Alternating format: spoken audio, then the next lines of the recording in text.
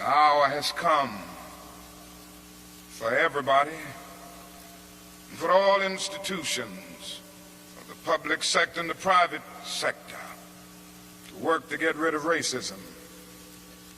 Now, if we are to do it, we must honestly admit certain things and get rid of certain myths that have constantly been disseminated all over our nation. One is the myth of time.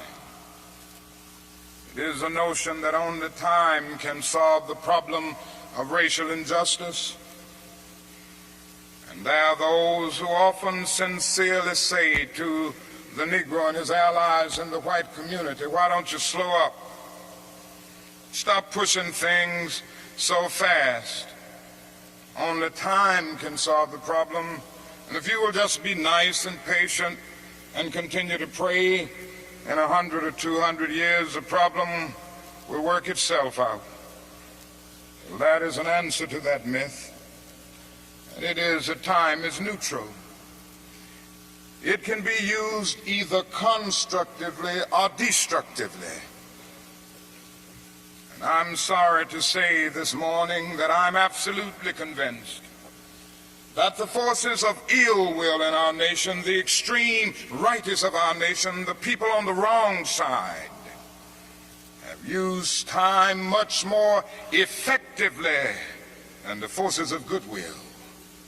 And it may well be that we will have to repent in this generation, not merely for the vitriolic words and the violent actions of the bad people, but for the appalling silence and indifference of the good people who sit around and say, wait on time. Somewhere we must come to see that human progress never rolls in on the wheels of inevitability. It comes through the tireless efforts and the persistent work of dedicated individuals who are willing to be co-workers with God.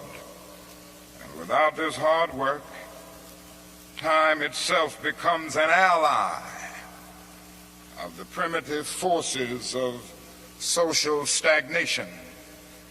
So we must help time and realize that the time is always right to do right.